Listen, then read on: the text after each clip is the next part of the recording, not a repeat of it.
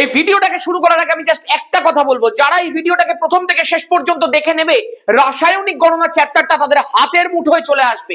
যে কোনো ধরনের অঙ্ক এখান থেকে দিক, তুই সমস্ত কিছু পেরে যাবি, এটা আমার চ্যালেঞ্জ। ধামাকা শুরু করা যাক। হ্যালো এন্ড ওয়েলকাম সবাইকে আমার ইউটিউব চ্যানেল অ্যাডভেঞ্চার একাডেমির আরো একটা নতুন ভিডিওতে। আমি তোমাদের মেন্টর সৈকত দাস। আমি জানি অপেক্ষাটা একটু লম্বা হয়ে গেছে, অনেক ধর্ণা দিতে হয়েছে, অনেকবার কমেন্ট করতে হয়েছে, দাদা রাসায়নিক গণনা দাও। ফাইনালি চলে এসছে রাসায়নিক গণনা। চল আর বেশি দেরি করাচ্ছি না, প্রথম থেকে শুরু করা যাক। দেখ, রাসায়নিক গণনাটা শুরু করার আগে মোল সংক্রান্ত কিছু বিষয় তোদের অবশ্যই জেনে রাখা প্রয়োজন, এবং এই বিষয়টা তোরা নিশ্চয়ই জানিস। আমি মোলের একটা সেপারেট ভিডিও তোদের জন্য করে দিয়েছিলাম।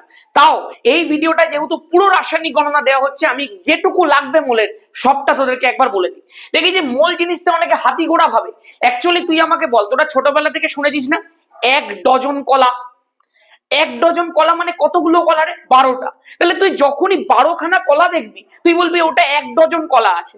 ঠিক তেমনি এই পৃথিবীতে একটা সংখ্যা আছে, সংখ্যাটা হচ্ছে 6.023 ইন্টু 10 টু দি পাওয়ার 23। অনেকে এটাকে 6.022 ইন্টু 10 টু দি পাওয়ার 23 এইটাও লিখে থাকে। তুই যে কোনো একটা লিখলে সেটাই কারেক্ট। এই সংখ্যাটা হচ্ছে অ্যাভোগাড্রো সংখ্যা। যে কোনো কিছু, যা কিছু তুই যদি অ্যাভোগাড্রো সংখ্যক নিয়ে নিতে পারিস, মানে তুই যদি এতগুলো নিয়ে নিতে পারিস, সেটাকেই আমরা এক মোল বলে থাকি। যেমনি 12টা কলা এক ডজন, সেমনি এতগুলো কলা এক মোল কলা। এই হচ্ছে সিম্পল বিষয়। তার মানে দাদা, আমি এত সংখ্যক যদি কুকুর নিই তাহলে এক মোল কুকুর, এত সংখ্যক যদি বেড়াল নিই এক মোল বেড়াল, এত সংখ্যক পেন্সিল নিই এক মোল পেন্সিল, এত সংখ্যক পেন নিই এক মোল পেন। আচ্ছা, এত সংখ্যক যদি অণু নিই এক মোল অণু, এত সংখ্যক যদি পরমাণু নিই এক মোল পরমাণু, এত সংখ্যক যদি আয়ন নিই এক মোল আয়ন। মানে যে কোনো কিছু তুই যদি অ্যাভোগাড্রো সংখ্যক নিয়ে নিতে পারিস, সেটাই এক মোলকে বোঝায়। এইটা হচ্ছে একদম প্রথম এবং সিম্পল ঘটনা। এবার তুই চিন্তা কর, তুই তোর চারপাশে অনেক ধরনের আণবিক পদার্থ দেখিস, অনেক ধরনের অণু দেখিস। যেমন ধর আমি তোকে বললাম নাইট্রোজেন, যেমন আমি তোকে বললাম হাইড্রোজেন, এগুলো প্রত্যেকটা এক একটা অণু।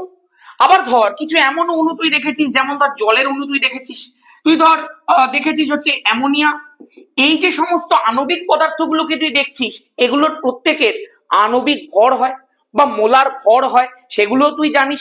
যেমন আমি যদি তোকে বলি একটা নাইট্রোজেনের পারমাণবিক ভর কত রে, তুই বলবি দাদা 14। তাহলে N2, এই যে টোটাল অণুটার আণবিক ভর কত হবে? তুই বলবি দাদা একটার 14। তাহলে যেহেতু এখানে দুখানা পরমাণু রয়েছে, তাহলে 14 গুণ 2 28 হয়ে যাবে। তাহলে এইরকম ভাবে তুই পারমাণবিক ভরের সাহায্য নিয়ে আণবিক ভর বার করতে পারিস? তুই বল একদম পারি।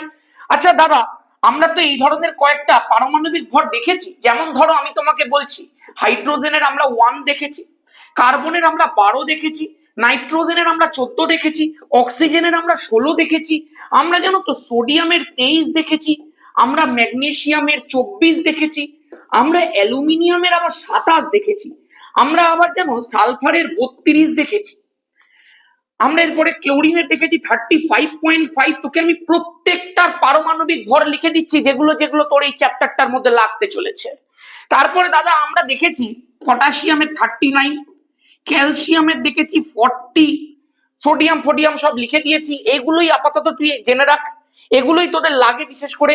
এবং মাথায় রাখবি, এর বাইরে যেগুলো যেগুলো লাগবে সেগুলো সব ওখানে দেওয়া থাকবে। যেমন আয়রন দেওয়া থাকবে, অ্যালুমিনিয়ামও দেওয়া থাকে, জিঙ্ক দেওয়া থাকবে, এগুলো সব দেওয়া থাকবে। জিঙ্ক কখনো 65 ধরা হবে, কখনো 65.5, কখনো 65.4, তোকে সব ওখানে দিয়ে দেবে। ঠিক আছে? তার মানে এই কয়েকটাকে আমাদেরকে খুব ভালো করে জেনে রাখতে হবে, কারণ এই পারমাণবিক ভরগুলোর মাধ্যমে আমরা আণবিক ভর বার করতে চলেছি। যেমন ধরো আমি যদি তোমাকে বলি জলের ক্ষেত্রে তুমি আণবিক ভর বার করে দেখাও বা মোলার ভর বার করে দেখাও, তুমি বলবে দাদা হাইড্রোজেনের পরমাণুর ভর মানে পারমাণবিক ভর হয় 1। তাহলে হাইড্রোজেন 1 বসিয়ে দিলাম, কতগুলো পরমাণু আছে না? 2টো। তাহলে আমি 2টো দিয়ে গুণ করলাম, প্লাস হাইড্রোজেন থেকে অক্সিজেনে যাচ্ছি বলে প্লাস করব। দাদা একটাই অক্সিজেন আছে আর অক্সিজেনের আমি দেখছি 16, তাহলে এখানে আমি প্লাস 16 বসিয়ে দেবো। তাহলে হয়ে গেল 2 + 16, অ্যান্সার হয়ে গেল 18। আমি বললাম একদম একদম পারফেক্ট। আচ্ছা দাদা, এমনি করে তো আমরা NH3 বার করে নিতে পারবো, মানে প্রত্যেকটা অণুর ক্ষেত্রে আমরা এবার আণবিক ভর বার করে নিতে পারছি, যেটা এই চ্যাপ্টারের একটা বড় ডিমান্ড। নাইট্রোজেনের কত বল? নাইট্রোজেনের হচ্ছে 14, তাহলে নাইট্রোজেনের আমি 14 বসিয়ে দিলাম। হাইড্রোজেনের কত ছিল বল? হাইড্রোজেনের 1, তিনটে আছে, তাহলে ইন্টু 3 করে দিলাম, তাহলে হয়ে গেল মোট 17। আশা করতে পারি ক্লিয়ার। তোকে যদি আমি একটু কঠিন দেখে দিই এবং লাস্ট একটা করাই সালফিউরিক অ্যাসিড, তোকে যদি আমি বলি সালফিউরিক অ্যাসিড বার কর, তুই বলবি দাদা খুব সোজা, হাইড্রোজেনের তো 1, কতগুলো আছে? দুখানা রয়েছে। হাইড্রোজেন থেকে সালফারে যাচ্ছি, মধ্যখানে দেবো প্লাস। সালফারের কত বেশ বলে দিয়েছো? 32, তাহলে সালফার আমি বসিয়ে দিই 32 প্লাস। অক্সিজেনের কত বলে দিয়েছো? বেশ, অক্সিজেন বলে দিয়েছো 16, তাহলে অক্সিজেনের আমি 16, কতগুলো অক্সিজেন আছে? 4টে, গল্প শেষ। তার মানে দাদা 2 প্লাস 32 প্লাস 4 16 64। আমি দেখতে পাচ্ছি 6 আর 3 90, 90 আর 6 96 আর 2 98, গল্প শেষ।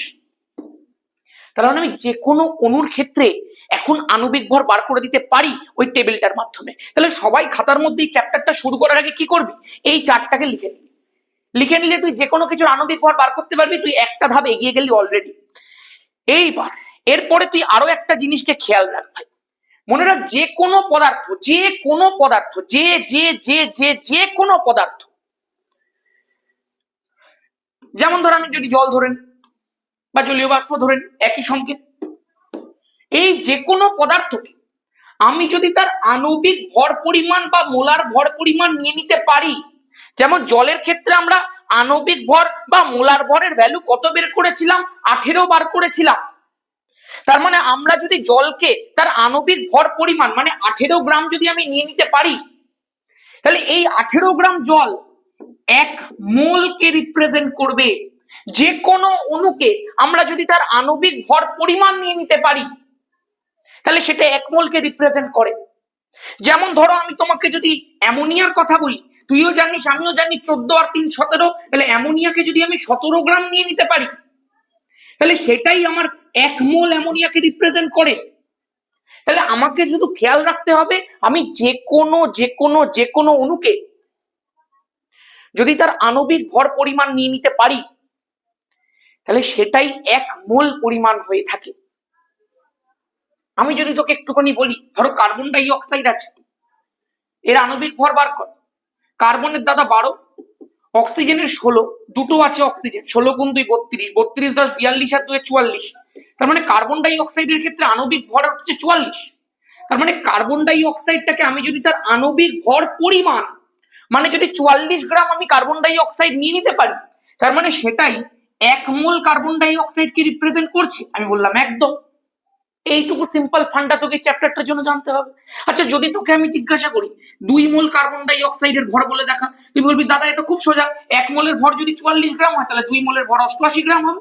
একদম পারফেক্ট। তোকে যদি আমি বলি হাফ মোলের ভর বলে দেখা, তুই বলবি দাদা 1 মোলের ভর যদি 44 গ্রাম হয়, তাহলে 1 মোলকে হাফ করছি, তো 44 গ্রামকেও হাফ করবো, তাহলে হয়ে গেল 22 গ্রাম, গল্প শেষ, খতম। এইবারে কি শুনবো বা কি শিখতে হবে এই চ্যাপ্টারটার জন্য? মনে রাখবি, যদি কোনো গ্যাসীয় অণু হয়, মানে কোনো গ্যাসীয় পদার্থ, যেমন ধরো কার্বন ডাই অক্সাইড, যে কোনো গ্যাসীয় অণুকে বা যে কোনো গ্যাসীয় পদার্থকে যদি তুই 1 মোল পরিমাণ নিয়ে নিস, তাহলে এসটিপিতে মানে স্ট্যান্ডার্ড টেম্পারেচার এন্ড প্রেসারে তার আয়তন হয়ে যাবে 22.4 লিটার। এইটা তোকে জেনে রাখতে হবে, আর এটাই লাস্ট ইনফরমেশন। এরপরে তুই অঙ্ক করতে পারবি। তাহলে কি বললাম? 1 মোল যে কোনো গ্যাসীয় পদার্থকে তুই যদি এসটিপিতে নিয়ে নিস, তাহলে তার আয়তন 22.4 লিটার হবে।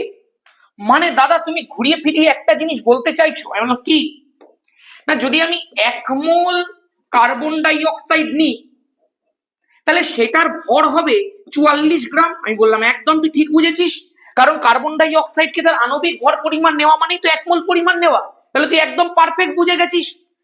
আর দাদা এই 1 মোল পরিমাণ কার্বন ডাই অক্সাইড বা 44 গ্রাম কার্বন ডাই অক্সাইড যেটা রয়েছে, সেইটারই এসটিপিতে আয়তন 22.4 লিটার হবে। আমি বললাম একদম। তার মানে দাদা আমাকে তুমি বলতে চাইছো, আমি যদি 2 মোল কার্বন ডাই অক্সাইড নিয়ে নিই, তাহলে আমাকে 1 মোলের জন্য 44 গ্রাম, তো 2 মোলের জন্য 88 গ্রাম কার্বন ডাই অক্সাইড নিতে হবে। এবং এই 2 মোল বা 88 গ্রাম কার্বন ডাই অক্সাইডের এসটিপিতে যদি আমি আয়তন বার করতে চাই, তাহলে সেটা 1 মোলের আয়তন 22.4 লিটার ছিল, তাহলে 2 মোলের আয়তন যদি এইটাকে তুই গুণ 2 করিস, 1 মোল থেকে যদি 2 মোল করিস, তাহলে এটাকেও তুই 2 দিয়ে গুণ করে দে, 22.4 ছিল, তাহলে 44.8 হয়ে যাবে, গল্প শেষ। 1 মোলের আয়তন 22.4, তাহলে 2 মোলের আয়তন 44.8, তো 3 মোলের বললে আরো বুঝতেই পারছিস কি করতে হয়, একদম কনসেপ্ট ক্লিয়ার তো। তাহলে 3 খানা কনসেপ্ট। অ্যাভোগাড্রো সংখ্যক মানে 1 মোল। 1 মোল কোনো অণুকে নেওয়া মানে তার আণবিক ভর পরিমাণ নেওয়া, আণবিক ভর পরিমাণ যে কোনো অণু নিয়ে নেওয়া মানে সেটা 1 মোল, একদম পরিষ্কার। আর 1 মোল যে কোনো গ্যাসীয় পদার্থকে যদি আমি এসটিপিতে তার আয়তন বার করতে চাই, সেই আয়তনটা আসবে 22.4 লিটার, একদম পরিষ্কার। চল, আর কিচ্ছু ভাবতে হবে না, আণবিক ভর বার করার জন্য পারমাণবিক ভরগুলো তোদেরকে আমি দিয়ে দিয়েছি, এবার তুই অঙ্ক করার জন্য রেডি? রেডি? বলে ফেল একটা জয় ধামাকা কমেন্ট সেকশনে, আর চল শুরু করে দিই, একদম ভগবানের নাম নিয়ে না সবাই। প্রথম প্রশ্ন কি রয়েছে বলছে 130.8 গ্রাম দস্তা, দস্তা মানে কিন্তু জিঙ্ক, লঘু সালফিউরিক অ্যাসিডের সঙ্গে সম্পূর্ণরূপে বিক্রিয়া করলে, মানে এই বিক্রিয়াটা কার কার মধ্যে দাদা? জিঙ্কের সঙ্গে লঘু সালফিউরিক অ্যাসিডের বিক্রিয়া। আমি বললাম ভেরি গুড। আচ্ছা তাহলে কি বিক্রিয়া হবে? না এখানে অ্যানায়ন বা মূলক পাঠ কোনটা আছে? SO4 2- আছে, তাহলে Zn2+ আর SO4 2- যুক্ত হয়ে ZnSO4 তৈরি করবে, জিঙ্ক সালফেট তৈরি করবে, প্লাস হাইড্রোজেনটা চলে যাবে নদীর ধারে কিনলের বোতলে জল খেতে। কমপ্লিট, একদম কমপ্লিট। এইবার তুই আমাকে একটা কথা বলে দে এখান থেকে, দাদা কোনো ব্যালেন্স করতে হবে? প্রথম আমার কাজ হচ্ছে বিক্রিয়া লেখা, আমি বিক্রিয়া লিখে দিয়েছি। দ্বিতীয় কাজ হচ্ছে আমার দেখা যে ব্যালেন্স হবে কিনা, যদি ব্যালেন্স হয় তো ব্যালেন্স করতে হবে। দেখো দাদা, একটা জিঙ্ক তো একটা জিঙ্ক, একটা SO4 তো একটা SO4, একটা H2 তো একটাই H2, গল্প শেষ, কোনো কিছু ব্যালেন্সের প্রয়োজনই নেই। এইবার আমাকে কি দেখতে হবে জানিস? দেখতে হবে কার কার মধ্যে সম্পর্ক দিয়েছে। যে কোনো দুজন তুই এমন পাবি যাদের মধ্যে সম্পর্ক, যাদের দিয়ে অঙ্কটা করতে হবে। আমাকে অঙ্কটা একবার করতে দে তোদের সামনে। আমাকে শুধু দুটো ছোট্ট কথা মাথায় রাখতে হবে। আমি যখন ধামাকা ব্যাচের মধ্যে এটাকে গোড়া থেকে শিখিয়েছিলাম, আমি ছোট্ট দুখানা কথা বলেছিলাম যে অঙ্ক চেনার বা অঙ্ক বোঝার উপায় হচ্ছে এই দুটো কথা। কার কার মধ্যে রিলেশন দিয়েছে বোঝার উপায় এই দুটো কথা। কি কথা? না আমি দেখবো কার পরিমাণ দিয়ে দিয়েছে আর কার পরিমাণ বার করতে দিয়েছে, গল্প শেষ। দাদা 130.8 গ্রাম দস্তা, মানে দস্তার পরিমাণটা আমাকে দিয়ে দিয়েছে, লঘু সালফিউরিক অ্যাসিডের সঙ্গে সম্পূর্ণরূপে বিক্রিয়া করলে, সব বাজে কথা। উৎপন্ন হাইড্রোজেনের আয়তন এসটিপিতে কত হবে, মানে কার আয়তন চেয়েছে, হাইড্রোজেনের আয়তন চেয়েছে। ভালো করে পড়, 130.8 গ্রাম দস্তা, তাহলে কার দিয়ে দিয়েছে, ভরটা কার দিয়ে দিয়েছে, পরিমাণটা কার দিয়ে দিয়েছে, দস্তার দিয়ে দিয়েছে। আর কার চেয়েছে, কত হাইড্রোজেন উৎপন্ন হবে সেটার আয়তন চেয়েছে, মানে হাইড্রোজেনেরটা চেয়েছে। তাহলে যার দিয়ে দিয়েছে আর যার চেয়েছে এই দুজনের মধ্যে সম্পর্ক, বাকিরা সব ফালতু ইনফরমেশন। আমাকে দুজনকে নিয়ে কাজ করতে হবে। 1 নম্বর আমাকে যার ইনফরমেশন দিয়ে দিয়েছে, 2 নম্বর আমাকে যার ইনফরমেশন চেয়েছে, ব্যাস, বাকিরা কে কি করছে আমার জানার দরকার নেই। এবার যার ইনফরমেশন দিয়ে দিয়েছে আর যার ইনফরমেশন চেয়েছে, মানে যাদের দুজনকে নিয়ে অঙ্ক, আমি তাদের দুজনের মোল দেখবো যে কম মোল করে তারা তৈরি হয়েছে। এর সামনে 1 লেখা আছে মানে এটা 1 মোল তৈরি হয়েছে, 1 মোল আছে, 1 মোল দিয়ে রিয়াকশন হচ্ছে। আর এর সামনেও এই H2টার সামনে খেয়াল করে দেখ, নিচে দেখবি না কিন্তু সামনে এটা হচ্ছে মোল, তাহলে H2 সামনে কত লেখা আছে 1, তার মানে হাইড্রোজেন 1 মোল তৈরি হয়েছে। তাহলে 1 মোল জিঙ্ক রিয়াকশন করেছে, 1 মোল হাইড্রোজেন তৈরি হয়েছে। আমি নিচে নিচে যার ভর দিয়েছে ভর, আয়তন দিয়েছে আয়তন, সব লিখে ফেলবো। প্রথমে নিচে থেকে লিখবো 1 মোল জিঙ্ক আছে, তার মানে 1 মোল জিঙ্ক নেওয়া মানে জিঙ্কটাকে তার পারমাণবিক ভর পরিমাণ নেওয়া, কারণ এখানে 1 মোল দিয়ে দিচ্ছে, এটা একটা পরমাণু, তাহলে 1 মোল যে কোনো পরমাণুর ভর তার পারমাণবিক ভরের সাথে সমান হয়, 1 মোল যে কোনো অণুর ভর তার আণবিক ভরের সাথে সমান হয়। তাহলে 1 মোল জিঙ্ক, তাহলে তার ভর কত, 65.4, তাহলে এখানে আমি লিখে দিই 65.4। আর এখানে দাদা কত মোল হাইড্রোজেন তৈরি হয়েছে, 1 মোল। আর 1 মোল হাইড্রোজেন যে কোনো গ্যাসীয় পদার্থকে 1 মোল নিলে তার এসটিপিতে আয়তন কত হয়ে যায়, 22.4 লিটার, গল্প শেষ। যেহেতু আমাকে এখানে আয়তন দিয়ে প্রশ্ন করেছে, হাইড্রোজেনের আয়তন চেয়েছে, সেই জন্য আমি উত্তরটাও আয়তন দিয়ে দেবো। তাহলে আমি দেখতে পাচ্ছি যদি আমি 1 মোল জিঙ্ক মানে 65.4 গ্রাম জিঙ্ক নিয়ে নিই, যেটা এখানে দিয়ে দিয়েছে, তাহলে আমার উৎপন্ন হাইড্রোজেনের আয়তন হচ্ছে 22.4 লিটার, একদম পরিষ্কার।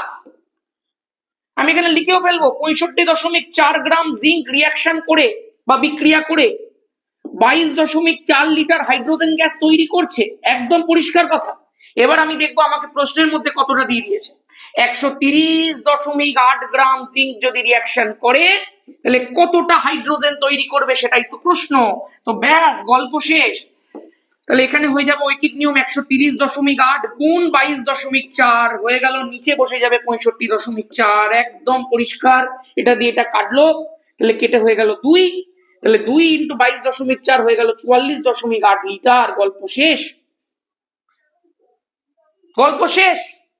তাহলে আমাকে করতে কি হলো, প্রথমে সমীকরণ লিখতে হলো, তারপরে দেখতে হলো কার কার মধ্যে সম্পর্ক, তারপরে যার যার মধ্যে সম্পর্ক তার তার হয় পারমাণবিক ভর, না হলে আণবিক ভর, না হলে আয়তন বসিয়ে দিতে হলো নিজে থেকে। তারপরে দেখতে হলো এইটা যদি থাকতো তো এটা উৎপন্ন হতো, তাহলে যেটা দিয়ে দিয়েছে সেটা থাকলে কতটা উৎপন্ন হবে। গল্প শেষ। এটাই রাসায়নিক গণনা, এটাই রাসায়নিক গণনা। খতম ভাই। নেক্সট প্রশ্ন। 1.7 গ্রাম ভরের একটা গ্যাসের এসটিপি তে আয়তন হচ্ছে 2.24 লিটার। তার মানে আমাকে একটা বিষয় দেখতে হবে যে 1.7 গ্রাম গ্যাসটা নেওয়া হয়েছে এবং যার এসটিপি তে আয়তন দিয়ে দিয়েছে 2.24 লিটার, একদম তাই। আমরা কি জানি, ভালো করে মন দিয়ে শোন, 2.24 লিটার যদি তার আয়তন হয় তাহলে তার ভর হচ্ছে 1.7 গ্রাম, একদম পরিষ্কার। যখন তার আয়তন 2.24 লিটার তখন তার ভর 1.7 গ্রাম। আচ্ছা, যখন তার আয়তন 22.4 লিটার হবে তাহলে তার ভর কত হবে? না দাদা, 2.24 লিটারের ভর যদি 1.7 হয়, সেখান থেকে 22.4 আসলাম, মানে পয়েন্টটা এক ঘর ডান দিকে সরলো, মানে একে 10 দিয়ে গুণ করলাম তবেই তো পয়েন্ট এক ঘর ডান দিকে সরে 22.4 হবে। তো একে 10 দিয়ে গুণ করেছি যখন, একেও 10 দিয়ে গুণ করো, তাহলে 1.7 আছে, হয়ে গেল 17 গ্রাম। গল্প শেষ। তাহলে 2.24 লিটারের ভর যদি হয় 1.7 গ্রাম, তাহলে 22.4 লিটারের ভর হয়ে যাবে 17 গ্রাম। গল্প শেষ হয়ে গেছে আমার। আচ্ছা দাদা, তুমি একটা কথা বলেছিলে, কি না, এসটিপি তে 22.4 লিটার যে কোনো গ্যাসকে নেওয়া মানে 1 মোল পরিমাণ নেওয়া। আরে 1 মোল পরিমাণ যে কোনো গ্যাসের ভর মানে যে কোনো অণুর ভর তার আণবিক ভরের সাথে সমান। তার মানে এই 22.4 লিটারের যে ভরটা বেরিয়েছে সেটা অ্যাকচুয়ালি 1 মোলের ভর, মানে এটাই অ্যাকচুয়ালি তার আণবিক ভর। আমি বললাম একদম। তার মানে এই 17 গ্রামটাই হচ্ছে আণবিক ভর এম, এবং আমাকে চেয়েছে বাষ্প ঘনত্ব। আমরা তো জানি m ইকুয়াল টু 2d হয়, তাহলে m এর জায়গায় 17 ইকুয়াল টু 2d, তাহলে d এর ভ্যালু বেরিয়ে গেল 17/2, হয়ে গেল 8.5। আশা করতে পারি একদম ক্রিস্টাল ক্লিয়ার, একদম পরিষ্কার। আমি দুটো অঙ্ক কিন্তু খুব ধরে শিখিয়ে দিলাম তোদেরকে। নেক্সট, 100 গ্রাম হাইড্রোজেন পেতে কত গ্রাম ম্যাগনেসিয়ামের সঙ্গে লঘু সালফিউরিক অ্যাসিডের বিক্রিয়া ঘটাতে হবে? আমাকে কি করতে হবে, ম্যাগনেসিয়ামের সঙ্গে লঘু সালফিউরিক অ্যাসিডের বিক্রিয়া করতে হবে। তাহলে ম্যাগনেসিয়াম প্লাস লঘু সালফিউরিক অ্যাসিড বিক্রিয়া করে দে। দাদা, Mg আর SO4 একসাথে যুক্ত হয়ে MgSO4 তৈরি করবে। আমি বললাম একদম। আর এই হাইড্রোজেনটা চলে যাবে পাশে। আমি বললাম একদম। এইবার আমাকে দেখতে হবে কোনো ব্যালেন্স হচ্ছে কিনা। আমি বললাম দেখ, ইউজুয়ালি এইসব বিক্রিয়াতে ব্যালেন্স হবে না, কারণ আমরা তো জাস্ট কেটে কেটে বসিয়ে দিয়েছি যুক্ত করে করে, কোনো তো এক্সট্রা কিছু অ্যাড করছি না। এবার খেয়াল করে দেখ, এবার আমাকে পড়তে হবে কার কার মধ্যে সম্পর্ক দিয়ে দিয়েছে, আমাকে দেখতে হবে কার ভর দিয়ে দিয়েছে বা কার কি চেয়েছে। বলেছে 100 গ্রাম হাইড্রোজেন পেতে, মানে হাইড্রোজেন আমার সম্পর্কে জড়িত রয়েছে কত গ্রাম ম্যাগনেসিয়ামের সঙ্গে। তাহলে কত গ্রাম ম্যাগনেসিয়াম, মানে ম্যাগনেসিয়ামটাও আমার সম্পর্কে জড়িত রয়েছে। লঘু সালফিউরিক অ্যাসিডের বিক্রিয়া করতে হবে, তাহলে কত গ্রাম ম্যাগনেসিয়াম বার করতে হবে। আর 100 গ্রাম হাইড্রোজেন পাওয়ার জন্য এটা আমাকে দিয়ে দিয়েছে, তাহলে যার দিয়ে দিয়েছে আর যার বার করতে হবে তাদের দুজনের মধ্যে সম্পর্ক। গল্প শেষ। এবার কি করব, এবার নিজে থেকে পারমাণবিক ভরগুলো লিখবো মোল দেখে দেখে। 1 মোল, এটাও আমি দেখতে পাচ্ছি 1 মোল। তাহলে 1 মোল দুজনেরই দেখ ভর দিয়ে দিয়েছে। হাইড্রোজেনের কিন্তু এখানে আয়তন দেয়নি, এখানে কিন্তু ভর চেয়েছে, তাহলে ভরই দিয়ে দিয়েছে, তো আমরা ভর দিয়ে ডিল করবো। আচ্ছা, 1 মোল যদি আমি ম্যাগনেসিয়াম নিই, এটা পরমাণু তো, তার মানে তার ভর হচ্ছে 24 গ্রাম। গল্প শেষ। আর হাইড্রোজেন 1 মোল তৈরি হয়েছে, আর 1 মোল তৈরি হওয়া মানে কি 2 গ্রাম তৈরি হওয়া, একদম পরিষ্কার। কারণ একটা হাইড্রোজেন থাকলে 1 হতো, দুটো আছে বলে 2 হবে। খেয়াল করে দেখ, 2 গ্রাম হাইড্রোজেন, এগুলো কিন্তু পুরো লিখবি কথায়, আমি জাস্ট তাড়াতাড়ি করার জন্য লিখে দিচ্ছি, 2 গ্রাম যদি আমি হাইড্রোজেন পেতে চাই তাহলে আমাকে কত গ্রাম ম্যাগনেসিয়ামের রিয়াকশন করাতে হবে? 24 গ্রাম ম্যাগনেসিয়াম রিয়াকশন করাতে হবে দাদা। একদম। তুই পেতে চাইছিস কতটা? প্রশ্নের মধ্যে দিয়ে দিচ্ছে কতটা, 100 গ্রাম। তাহলে 100 গ্রাম হাইড্রোজেন যদি পেতে হয় তাহলে 2 কে 50 দিয়ে গুণ করলে 100 হচ্ছে, তাহলে এটাকেও আমাকে 50 দিয়ে গুণ করে দিতে হবে। তুই যদি এত প্রো ক্যালকুলেশন না পারিস, 11 কেমিস্ট্রি যখন শেখাবো এইসব প্রো ক্যালকুলেশন তোকে আমি শিখিয়ে দেবো, তো ওইসব চাপ নিতে হবে না। তাহলে এখানে কি করবো, 100 গুণ 24, নিচে হয়ে গেল 2, 2 দিয়ে কাট 12, তাহলে 12 গুণ 100, 1200 হয়ে গেছে। তাহলে কত গ্রাম ম্যাগনেসিয়াম নিতে হবে রে? 1200 গ্রাম ম্যাগনেসিয়াম নিতে হবে। গল্প শেষ হয়ে গেল। নেক্সট অঙ্কে চল। বলছে কত গ্রাম কার্বন ডাই অক্সাইড স্বচ্ছ চুন জলের মধ্যে দিয়ে চালনা করলে 50 গ্রাম ক্যালসিয়াম কার্বনেট উৎপন্ন হবে? ভাই ভাই ভাই ভাই, রিয়াকশনটা কি হবে? রিয়াকশন হচ্ছে কত গ্রাম ক্যালসিয়াম, কত গ্রাম কার্বন ডাই অক্সাইড চুন জলের মধ্যে দিয়ে চালনা করতে হবে। তো চুন জল মানে হচ্ছে ক্যালসিয়াম হাইড্রোক্সাইড, এগুলি একটু জানতে হবে। কে চালনা করব, কি চালনা করব? কার্বন ডাই অক্সাইড চালনা করব। যখনই ক্যালসিয়াম হাইড্রোক্সাইডের মধ্যে দিয়ে কার্বন ডাই অক্সাইড চালনা করা হয় সঙ্গে সঙ্গে ক্যালসিয়াম কার্বনেট তৈরি হয়ে যায় ভাই, CaCO3। তাহলে এখান থেকে Ca গেল, কার্বন ডাই অক্সাইড গেল, এখানে দেখ দুটো অক্সিজেন দুটো হাইড্রোজেন ছিল, তো একটা অক্সিজেনকে নিয়ে চলে গেল, গল্প শেষ। একটা Ca, তো Ca বসলো, CO2 এবং দুটোর মধ্যে একটা অক্সিজেন মিলে CO3 হয়ে গেল, গল্প শেষ। তাহলে দুটো হাইড্রোজেন পড়ে আছে আর একটা অক্সিজেন পড়ে আছে, তাহলে বল কি উৎপন্ন হবে? এখানে জল উৎপন্ন হবে, একদম পরিষ্কার কথা। এবারে খেয়াল করে দেখ, খুব মন দিয়ে খেয়াল কর। আমি যদি তোকে বলি এখানে কি কোনো ব্যালেন্স হবে? দেখতে, একটা ক্যালসিয়াম একটা ক্যালসিয়াম, একটা কার্বন তো একটা কার্বন, অক্সিজেন 4 আর 2 6টা, অক্সিজেন 3, আচ্ছা ব্যালেন্স তো হবে। তো ব্যালেন্সটা করব কি করে? খুব মন দিয়ে দেখা যায়, 2 2 4 হবে কি করে? 2 2 4, 3 আর 1 4, এই তো ঠিকই তো আছে। হাইড্রোজেন দুটো হাইড্রোজেন দুটো, কোনো ব্যালেন্স হবে না ভাই। তাহলে এবার চল, এবার দেখবো কার কার মধ্যে রিলেশন। কত গ্রাম কার্বন ডাই অক্সাইড, তার মানে কার্বন ডাই অক্সাইড আমার রিলেশনে জড়িয়ে গেছে। স্বচ্ছ চুন জলের মধ্যে দিয়ে চালনা করলে 50 গ্রাম ক্যালসিয়াম কার্বনেট উৎপন্ন হবে। তাহলে ক্যালসিয়াম কার্বনেটের সঙ্গে কার্বন ডাই অক্সাইডের সম্পর্ক দিয়ে দিয়েছে দাদা। আমি বললাম একদম। তাহলে এবার একটু দেখে নেবো, এগুলো 1 মোল করে তৈরি হয়েছে, সামনে 1 লেখা। তাহলে আমি দুজনের ভর লিখবো, কারণ ভর নিয়ে ডিল করতে বলেছে। তাহলে এটা 44 গ্রাম, 1 মোলের ভর 44 গ্রাম। এখানে আমি দেখবো 40 প্লাস, ক্যালসিয়ামের যেহেতু 40 হয় লিখে দিয়েছিলাম, কিন্তু ক্যালসিয়ামের 40 হয়, কার্বনের হয় 12, একটাই আছে বলে জাস্ট প্লাস করে দিচ্ছি। অক্সিজেনের কত বলো? 16, 3টে আছে, 3 গুণ 16 48, ইউজুয়ালি 100 হয়। 40 আর 48 88, 10 98 আর 2 100। এবার আমি কি দেখতে পাচ্ছি? দেখতে পাচ্ছি কত গ্রাম কার্বন ডাই অক্সাইড চুন জলের মধ্যে দিয়ে চালনা করলে 50 গ্রাম ক্যালসিয়াম কার্বনেট উৎপন্ন হবে। তাহলে বল 100 গ্রাম ক্যালসিয়াম কার্বনেটকে উৎপন্ন করতে গেলে 44 গ্রাম কার্বন ডাই অক্সাইডের প্রয়োজন পড়ে। তাহলে যদি আমাকে 50 গ্রাম ক্যালসিয়াম কার্বনেট উৎপন্ন করতে হয় তাহলে কত গ্রাম কার্বন ডাই অক্সাইড লাগবে? এটা হাফ করে দিয়েছি রে, তাহলে এটাকে হাফ করে দে, 22 গ্রাম লাগবে। গল্প শেষ, গল্প খতম, একদম খতম। 100 গ্রামের জন্য 44 দরকার ছিল, তো 50-এর জন্য 22 দরকার হচ্ছে। তো রাসায়নিক গণনায় গ্রিপ হবে আস্তে আস্তে, তুই সব কটা শুধু করে নে, গল্প শেষ হয়ে যাবে আজকেই। নেক্সট প্রশ্ন, 1 গ্রাম ম্যাগনেসিয়ামকে অক্সিজেনে সম্পূর্ণ দহন করলে তার ভরের কি পরিবর্তন ঘটবে? মারাত্মক অঙ্ক, মারাত্মক অঙ্ক ভাই, মারাত্মক অঙ্ক এটা। চল দেখি। মনে রাখ, প্রত্যেকটা টেস্ট পেপারকে কিন্তু ঘেটে অঙ্কগুলোকে নিয়ে আসা হয়েছে, এ জাতা অঙ্ক নয় এগুলো। তাহলে ম্যাগনেসিয়ামের সঙ্গে অক্সিজেনের দহন করে, ম্যাগনেসিয়াম দহন মানেই অক্সিজেন ভাই। তাহলে এখান থেকে যেটা তৈরি হবে সেটা হচ্ছে ম্যাগনেসিয়াম অক্সাইড। দাদা ব্যালেন্স করো, তো ব্যালেন্সের জন্য 2 বসাই, 2 বসাই, গল্প শেষ। 1 গ্রাম ম্যাগনেসিয়ামকে, তাহলে ম্যাগনেসিয়াম সম্পর্কে জড়িয়ে গেছে, করলে তার ভরের কিরূপ পরিবর্তন ঘটবে। তাহলে ভরের পরিবর্তন জানার জন্য যেটা উৎপন্ন হচ্ছে সেটার ভর জানতে হবে। ম্যাগনেসিয়াম ছিল, উৎপন্ন হচ্ছে কি? ম্যাগনেসিয়াম অক্সাইড, অক্সিজেনের সঙ্গে যুক্ত হয়ে। তাহলে যেটা ছিল সেটার ভর জানতে হবে, আর যেটা তৈরি হচ্ছে সেটার ভর জানতে হবে। তাহলেই তো আমি জানতে পারবো কতটা ভরের চেঞ্জ হচ্ছে। তাহলে এক কাজ কর, দুটো ম্যাগনেসিয়াম দেখছি মানে 2 মোল দেখছি, তাহলে একটা 1 মোল থাকলে 24 গ্রাম হতো, তাহলে 2 মোল যদি থাকে তাহলে 2 × 24, 48 গ্রাম ম্যাগনেসিয়াম নিতে হয়েছে। ম্যাগনেসিয়াম অক্সাইডের ভরটা বার কর, 2, ম্যাগনেসিয়ামের 24, অক্সিজেনের 16, বলো হ্যাঁ। 24 10 34 আর 6 40 × 2 হয়ে গেল 80 গ্রাম।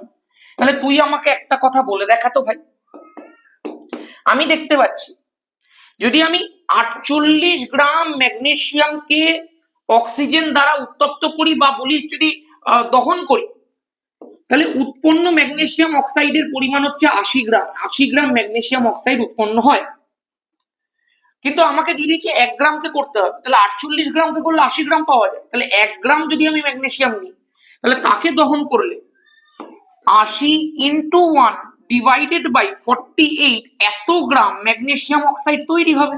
এবার একটু কাটাকুটিটা করে নে ঝপাঝপ। 2 দিয়ে কাটলে 40, 2 দিয়ে কাটলে 24, 4 দিয়ে কাটলে 10, 4 দিয়ে কাটলে 6, 2 দিয়ে কাটলে 5, 2 দিয়ে কাটলে 3, গল্প শেষ হয়ে গেছে। 5/3, 5/3 মানে কি দাদা? 5/3 মানে হচ্ছে 3 দিয়ে 5কে ভাগ করে দে, 3 1 3, 6 2 নামলো, এখানে একটা পয়েন্ট বসা 20, 3 6 18, আবারও 2 নেমে গেছে, তাহলে 6 6 6 6 6 6 করে চলতে থাকবে। তার মানে এখানে হবে 1.67 গ্রাম, এটাই উৎপন্ন হবে। তার মানে আমি দেখতে পাচ্ছি যদি আমি 1 গ্রাম ম্যাগনেসিয়ামকে দিয়ে রিয়াকশন করাই, তাহলে 1.67 গ্রাম ম্যাগনেসিয়াম অক্সাইড তৈরি হচ্ছে। বলো হ্যাঁ। তাহলে দাদা ভরের পরিবর্তন কতটা হলো?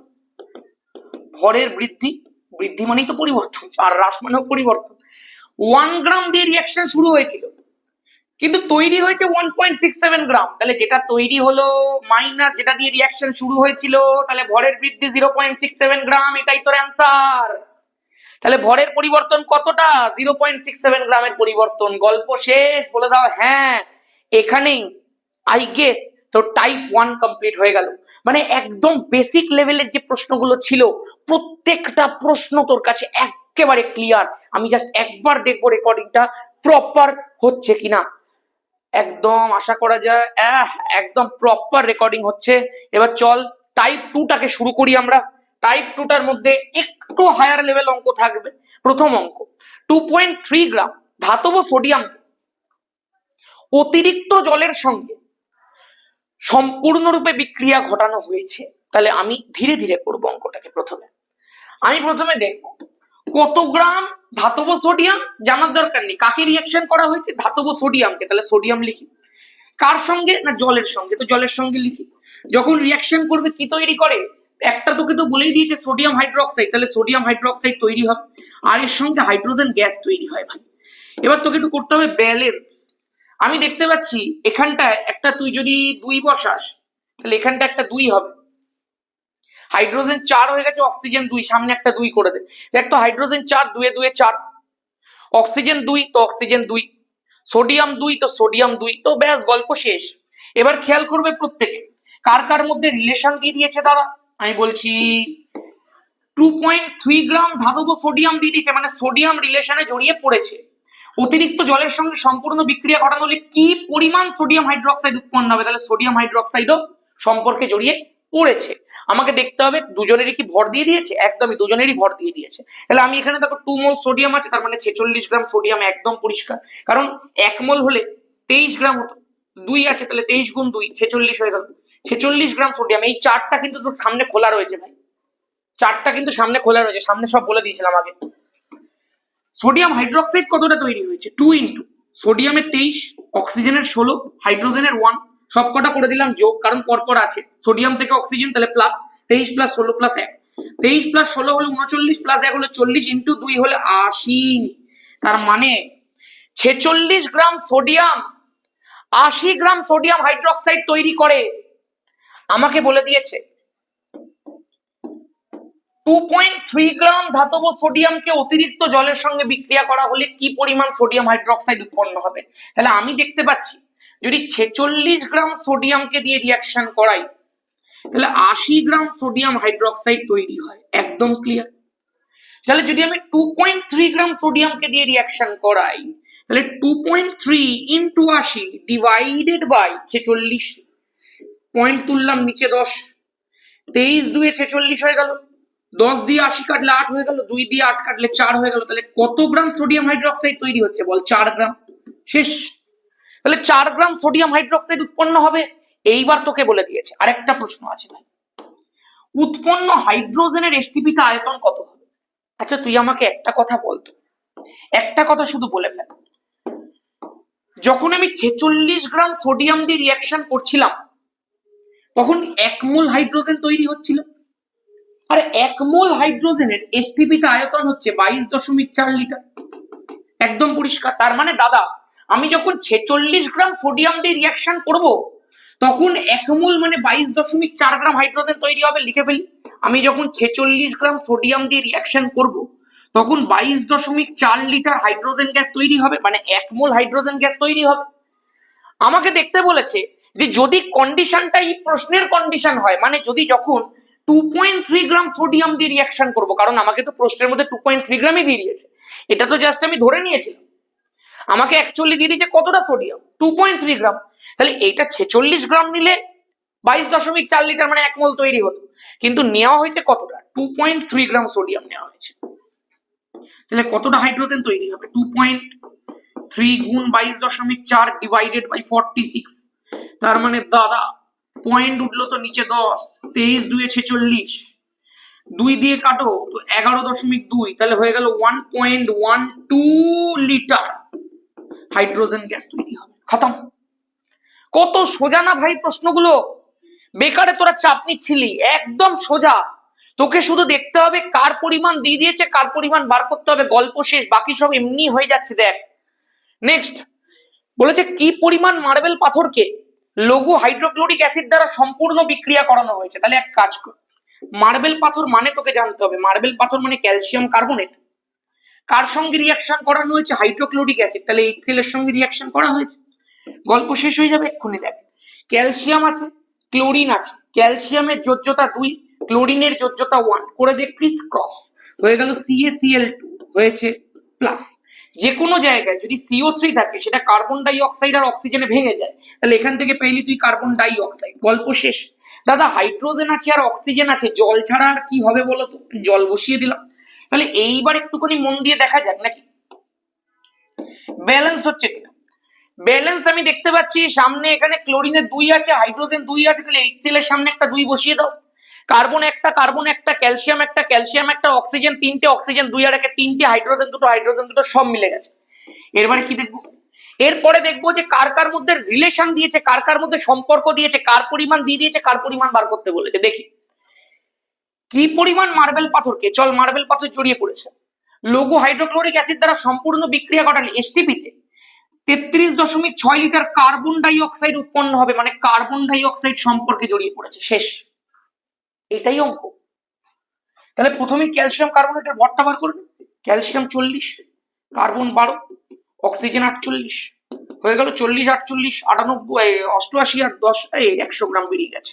তাহলে 100 গ্রাম ক্যালসিয়াম কার্বনেট যদি বিক্রিয়া করতে শুরু করে বা বিক্রিয়া করে, তাহলে আমি দেখতে পাচ্ছি 1 মোল কার্বন ডাই অক্সাইড তৈরি হয়, মানে 1 মোল যে কোনো গ্যাসের এসটিপিতে আয়তন কত হয়ে যায়, 22.4 লিটার কার্বন ডাই অক্সাইড তৈরি হয়ে যায়। শেষ।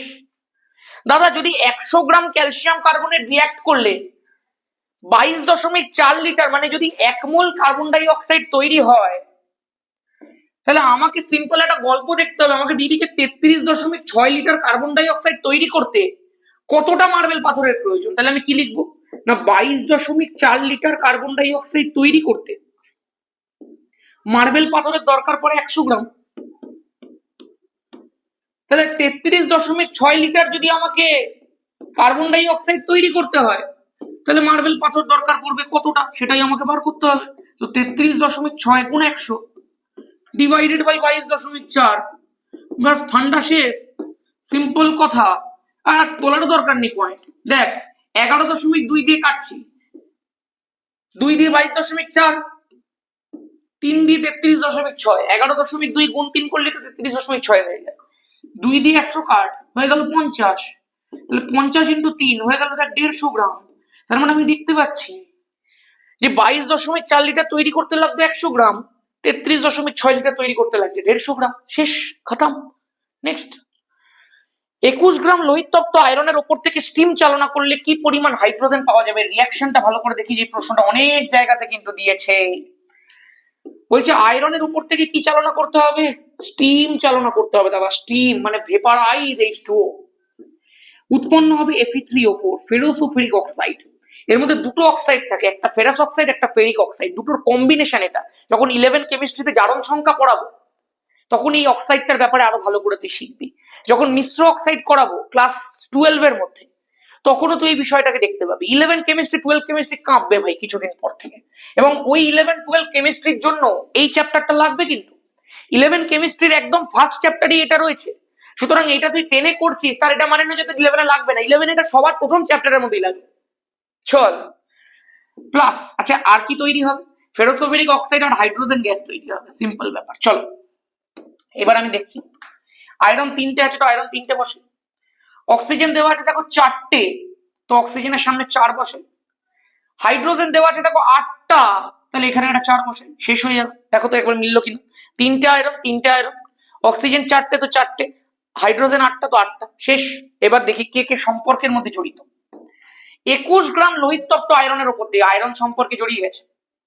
কি পরিমাণ স্টিম, আচ্ছা কি পরিমাণ নয়, উপর দিয়ে স্টিম চালনা করলে কি পরিমাণ হাইড্রোজেন পাওয়া যাবে, কি পরিমাণ হাইড্রোজেন পাওয়া যাবে, শেষ।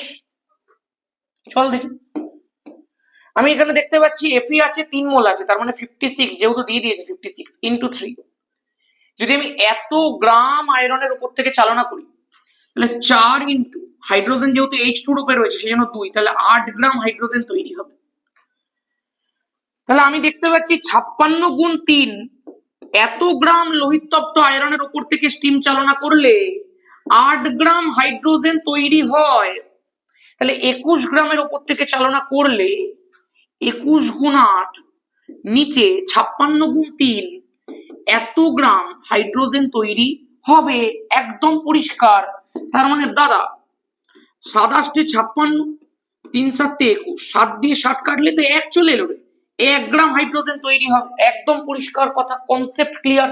আচ্ছা দাদা বলে দিয়েছে এই যে পরিমাণ হাইড্রোজেন তৈরি হচ্ছে তার এসটিপি তে আয়তন কত হবে? ভাই এসটিপি তে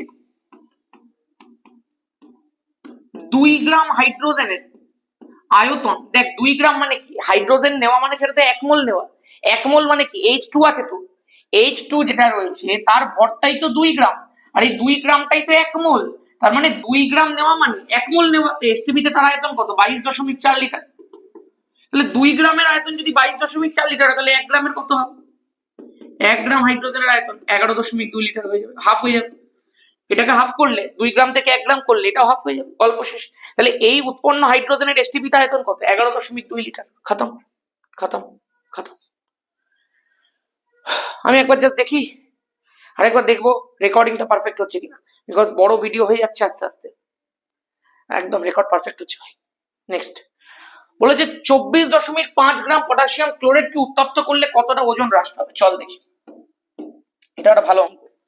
পটাশিয়াম ক্লোরাইড হচ্ছে KClO3, পটাশিয়াম ক্লোরাইডকে আমি করছি উত্তপ্ত, সবসময় খেয়াল রাখ এইটাকে উত্তপ্ত করলে তার রিয়াকশনটা হচ্ছে KCl মানে পটাশিয়াম ক্লোরাইড, এবং তার সঙ্গে অক্সিজেন তৈরি হবে, শেষ।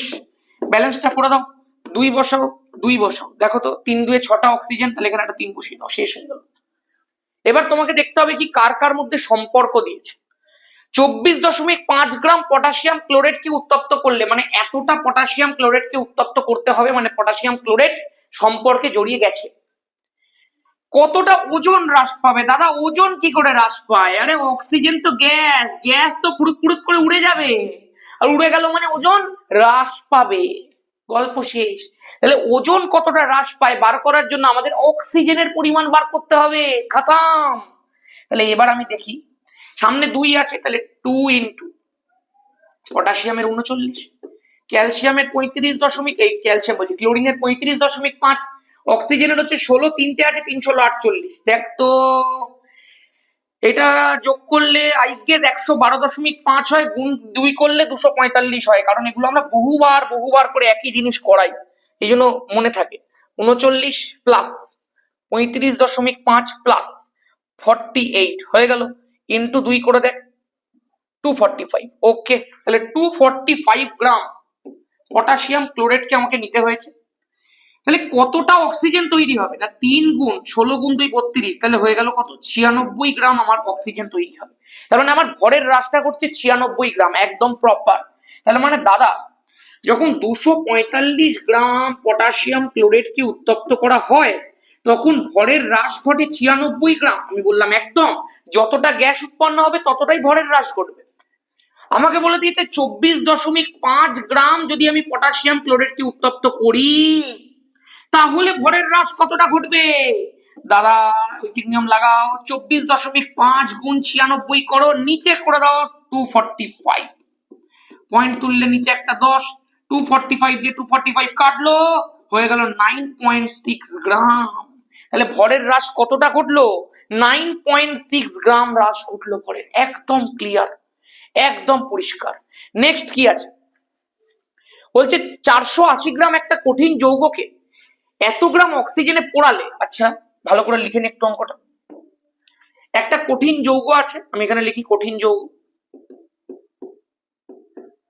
যেটার ভর আমাকে দিয়ে দিয়েছে 480 গ্রাম। এটাকে বলে দিয়েছে অক্সিজেনে পোড়াতে হবে, অক্সিজেনেরও ভর দিয়ে দিয়েছে 252, 352 গ্রাম। পোড়ালে 320 গ্রাম অপর একটি কঠিন যৌগ, তার মানে এটা হচ্ছে ছেলে কঠিন যৌগ। এটা আমি লিখে দিই বাবা কঠিন যৌগ। তাহলে ছেলে কঠিন যৌগ কতটা তৈরি হচ্ছে? 320 গ্রাম ছেলে কঠিন যৌগ তৈরি হচ্ছে এবং একটি গ্যাসীয় যৌগ উৎপন্ন হয়। তাহলে একটা গ্যাস উৎপন্ন হচ্ছে। আচ্ছা খুব ভালো। এই গ্যাসীয় যৌগ যেটা উৎপন্ন হয়েছে, বলেছে গ্যাসীয় যৌগটার বাষ্প ঘনত্ব হচ্ছে 32। আচ্ছা তাহলে কত মোল গ্যাসীয় যৌগটি উৎপন্ন হবে? Very good question. এটা যে রাসায়নিক বিক্রিয়া একটা ভরের তুল্যতার প্রশ্ন দিয়ে দিয়েছে। মনে রাখ, যতটা বিক্রিয়ক বিক্রিয়া করে অতটাই বিক্রিয়াজাত পদার্থ তৈরি হওয়ার কথা।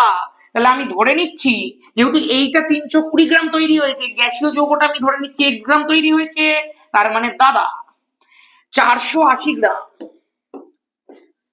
প্লাস 352 গ্রাম, তাহলে 480 প্লাস 352 বিক্রিয়া করছে, করে 320 প্লাস এক্স তৈরি করছে। তাহলে এক্স এর ভ্যালু তো বেরিয়ে যাবে। তাহলে এক্স এর ভ্যালু কত বেরিয়ে গেল? 480 প্লাস 352 মাইনাস 320। গল্প শেষ। তাড়াতাড়ি করে দেবে সবাই, তাড়াতাড়ি খাতার মধ্যে করবি, তোরা যেন ক্যালকুলেটর দিয়ে করিস না। আমার তাড়া আছে ভাই, ভিডিও কম্প্যাক্ট করতে হবে, বেশি লেন্দি ভিডিও করলে লাভ হয় না। 832 মাইনাস 320 হয়ে গেল 512 গ্রাম। 512 গ্রাম গ্যাসীয় যৌগ তৈরি হচ্ছে রে ভাই।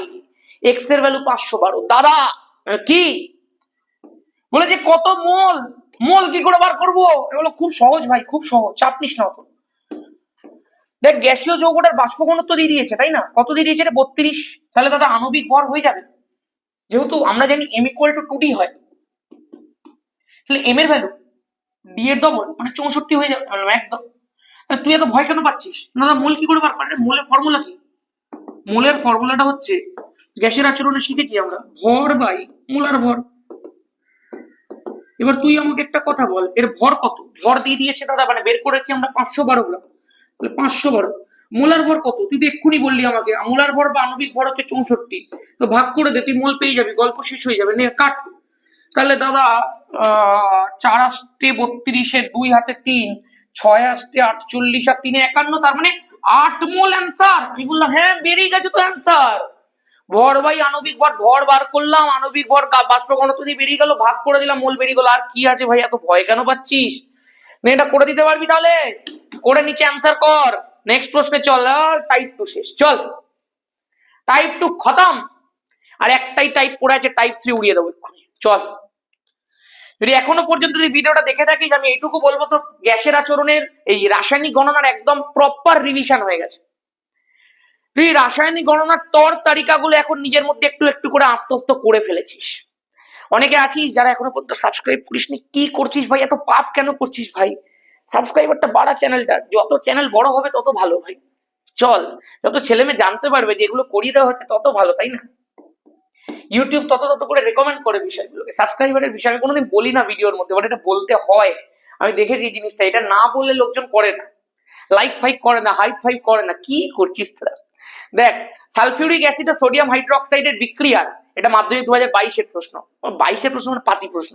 দেখ বিক্রিয়াটা দেখ দিয়ে দিয়েছে, কোনো মানে হয়? বিক্রিয়াটা দেখ লিখে দিয়েছে তোকে, যেহেতু 22 সাল হচ্ছে করোনার সাল, করোনা থেকে সবে মাত্র পরীক্ষা শুরু হয়েছিল। এই বছরে আমি যে এই সময় ক্লাস করাতাম, সব শুরু থেকে করাচ্ছিলাম, জানিস তো। বছরের মধ্যিখানে পর্ষদ একটা নোটিফিকেশন জারি করে বললো যে কিছু কিছু চ্যাপ্টার বাদ থাকবে। এবার চ্যাপ্টারগুলোর নাম শুনবি, জৈব রসায়ন বাদ দিয়ে দিয়েছিল, চলতরিৎ আই গেস অর্ধেক করে দিয়েছিল বা কিছু একটা করেছিল, আলো চ্যাপ্টার অমনি কিছু করেছিল, তড়িৎ প্রবাহ রাসায়নিক বিক্রিয়া থেকে অনেক নাম্বার বাড়িয়ে দিয়েছিল, তাপ চ্যাপ্টার মেবি বাদ দিয়ে দিয়েছিল, এমনি অনেক কাটাছেড়া করে দিয়েছিল ভাই সিলেবাসের মধ্যে। তো ওই ব্যাচটাকে যখন আমি 11 পড়াতে গেছিলাম, আমাকে আগে পুরো জৈব রসায়নটাকে আবার গোড়া থেকে শিখিয়ে দিতে হয়েছিল, বিকজ 10-এর জৈব রসায়ন যে না পড়বে তার 11-এ পড়াতে খুব অসুবিধা হয়, পড়তে খুব অসুবিধা হবে। আর আমরা যেহেতু 11-এ পুরো একদম বেসিক টু অ্যাডভান্স জৈব রসায়ন শেখাই, সেই জন্য ওই বেসিকটা 10 লেভেলেরটাও শিখিয়ে দিতে হয়েছে আগে, তারপরে গিয়ে করাবো। তোরা যারা কিছুদিন পরে 11-এ পড়বি তোরাও দেখতে পারবি 11 কেমিস্ট্রি কিভাবে চলে। চল খেলা হবে ওখানে, বড় খেলা, বড় ধামাকা। সালফিউরিক অ্যাসিড এবং সোডিয়াম হাইড্রোক্সাইডের বিক্রিয়ার রাসায়নিক সমীকরণ দিয়ে দিয়েছে, তাহলে sulphuric acid H2SO4 plus 2NaOH, পুরো ইকুয়েশনই দিয়ে দিয়েছে ভাই, ব্যালেন্স করে আবার সেখান থেকে দিয়ে দিয়েছে Na2SO4 প্লাস 2H2O। খুব ভালো কথা বলেছে। এইটা পুরোটা এই পর্যন্ত না কিচ্ছু ফালতু ইনফরমেশন ছিল এই পর্যন্ত, অঙ্ক এখান থেকে শুরু। কিন্তু দেখ বলেছে 4.9 গ্রাম সালফিউরিক অ্যাসিডের সঙ্গে, মানে সালফিউরিক অ্যাসিড সম্পর্কে জড়িয়ে পড়েছে, সম্পূর্ণরূপে বিক্রিয়া করার জন্য কত গ্রাম সোডিয়াম হাইড্রোক্সাইডের প্রয়োজন। তাহলে সোডিয়াম হাইড্রোক্সাইড আর সালফিউরিক অ্যাসিডের মধ্যে সম্পর্ক দিয়ে দিয়েছে ভাই, আর আমাকে কিছু দেখতে হবে না, চল করে ফেল। খেয়াল কর, আমি দেখতে পাচ্ছি এটা 98 বেরোবে, আর এটা 2, সোডিয়ামের 23, অক্সিজেনের 16, হাইড্রোজেনের 1, তার মানে 40 গুণ 2 80 গ্রাম। তার মানে আমি যেটা বুঝতে পারছি 98 গ্রাম সালফিউরিক অ্যাসিডের সঙ্গে সম্পূর্ণরূপে বিক্রিয়া করার জন্য 80 গ্রাম সোডিয়াম হাইড্রোক্সাইডের প্রয়োজন আছে দাদা, আমি বললাম একদম।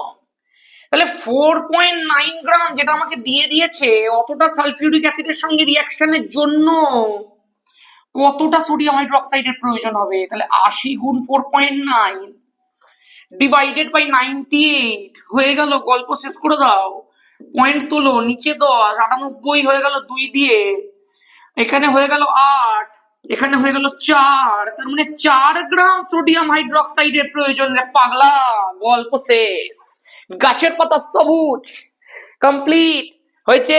তাহলে 98 গ্রাম রিঅ্যাকশনের জন্য 80 গ্রাম দরকার, তাহলে 4.9 গ্রামের জন্য 4 গ্রামের প্রয়োজন। আশা করব ক্লিয়ার এন্ড কম্প্যাক্ট। এ এবং বি পরস্পর রিঅ্যাকশন করে নিচের রাসায়নিক সমীকরণ অনুযায়ী সি উৎপন্ন করে। আচ্ছা, 2A প্লাস বি রিঅ্যাকশন করে 2C। ওকে, 2C। এ, বি এবং সি যথাক্রমে 3টি গ্যাসীয় পদার্থের সংকেত। আচ্ছা বেটা বহুবারীয় অঙ্ক আছে। এ বি সি যথাক্রমে 3টে গ্যাসীয় পদার্থের সংকেত। আচ্ছা, এ এবং বি এর বাষ্প ঘনত্ব যথাক্রমে 32 এবং 16 হলে সি এর বাষ্প ঘনত্ব নির্ণয় করতে হবে। ওরে সর্বনাশ করেছে, ভালো প্রশ্ন। ডি অফ এ কত? ডি অফ এ আমি দেখতে পাচ্ছি দিয়ে দিয়েছে 32, তাহলে এম অফ এ কত? 64। দাদা ডি অফ বি কত? না 16, তাহলে এম অফ বি কত? আরে বি রে, এম অফ বি কত? 32। আচ্ছা বেটা বহুত বড়িয়া। তাহলে ইকুয়েশনটা লেখ 2A প্লাস বি, সেখান থেকে আমার পছন্দের 2C হয়েছে। 2A কত দাদা? দাদা এর হচ্ছে 64, সামনে 2 আছে, তাহলে 2 × 64 হয়ে গেল 128 গ্রাম। আচ্ছা বেটা, এম অফ বি কত? 32 একদম। আর এটাকে তুমি ধরে নাও এক্স, সি এর এক্স ধরে নাও, তাহলে 2x হয়ে গেল। এবার তুমি তো জানো ভরগুলো সব সেম হয়, তার মানে 128 যোগ 32 ইকুয়াল টু হয়ে যাবে 2x। কারণ 8 দিয়ে 10 শূন্য হাতে 1, 12 3 15 1 16 ইকুয়াল টু 2x। আর এক্সটা কি? এক্সটা হচ্ছে এম অফ সি, তাই তো? এটা তো আণবিক ভরই তো লিখি আমরা, তাই তো রে ভাই? তার মানে দাদা এক্স এর ভ্যালুটা হয়ে গেল 80, তার মানে আণবিক ভর হচ্ছে 80। এবার তাহলে বাষ্প ঘনত্ব কি করে বার করে? আরে ভাই যদি এম অফ সি 80 হয়, তাহলে ডি অফ সি 80-র 2 ভাগ হয়ে যাবে 40, গল্প শেষ। আরে ফিনিশ। কি সহজ ছিল দেখ, বাষ্প ঘনত্ব দিয়ে দিয়েছিল, আণবিক ভরগুলো বার করলাম, দেখলাম এখানে 2 মোলস আছে, তাহলে 1 মোলের ভর হচ্ছে 64, তা 2 মোলের ভর 128। এখানে দেখলাম 1 মোল আছে তো 32, তাহলে এখানে দেখছি 2 মোল সি তৈরি হচ্ছে, আমি 1 মোল সি এর ভর বের করে নিয়েছি বা ধরে নিয়েছি এক্স। তার মানে সেটাই তার মোলার ভর। 1 মোলের ভর, 1 মোল গ্যাসীয় পদার্থের ভরই তার মোলার ভর। তো 2 মোলস আছে বলে 2x করলাম। তাহলে 2x এর ভ্যালু যেটা আছে এই পুরোটা এই রিঅ্যাকট্যান্টস গুলোকে যোগ করলে যা ভর হবে প্রোডাক্টটারও সেই ভর হবে। তাহলে দুটো রিঅ্যাকট্যান্টকে যোগ করলাম, প্রোডাক্টের ভরের সাথে সমান করলাম, তাহলে x এর ভ্যালু পেয়ে গেলাম, মানে c এর মোলার ভর পেয়ে গেলাম, m অফ c পেয়ে গেলাম। তাহলে বাষ্প ঘনত্ব বার করতে দিয়েছে, c এর বাষ্প ঘনত্ব 40 বেরিয়ে গেল, গল্প শেষ। নেক্সট। আমি রিঅ্যাকশন লিখে দিচ্ছি, তোরা করবি। উচ্চ তাপমাত্রা অ্যালুমিনিয়াম দ্বারা Fe2O3 কে বিজারিত করলে এটা কি রিঅ্যাকশন রে, কি পদ্ধতির রিঅ্যাকশন এটা? আর নিচে লিখে দে থার্মিক মিশ্রণ কাকে বলে। চল, Fe2O3 অ্যালুমিনিয়ামের সঙ্গে রিঅ্যাক্ট করেছে উচ্চ তাপমাত্রায়, লেখ কত তাপমাত্রায় তাড়াতাড়ি করে। এবার এখানে কি উৎপন্ন হবে, এটা যদি না পারিস পড়াশোনা ছেড়ে দিতে হবে লাস্টে। FeAl2O3, গল্প শেষ। অ্যালুমিনিয়ামের সামনে 2 বসিয়ে, তাহলে দুটো আয়রন তো দুটো আয়রন, অ্যালুমিনিয়ামের 2 তো 2, অক্সিজেন 3টে তো 3টে, নে ইকুয়েশন হয়ে গেছে। এবার যেমনি করে সম্পর্ক আছে বসাবি, ভ্যালু বের করবি, অ্যান্সার নিচে লিখবি। চলো, বাণিজ্যিক জিঙ্কে 35% অবিশুদ্ধ জিঙ্ক আছে, এই জায়গাটা ভালো করে পড়বি। হ্যাঁ, অবিশুদ্ধ দিয়ে দিয়েছে নাকি বিশুদ্ধ দিয়ে দিয়েছে, অনেক সময় কিন্তু বিশুদ্ধ দিয়ে দেয়, খুব সাবধান, অনেক ভুল হয়ে যেতে পারে। বাণিজ্যিক জিঙ্কে 35% অবিশুদ্ধ মানে নোংরা জিঙ্ক আছে। তাহলে আমি যেটা বুঝতে পারছি 100 গ্রাম বাণিজ্যিক জিঙ্কে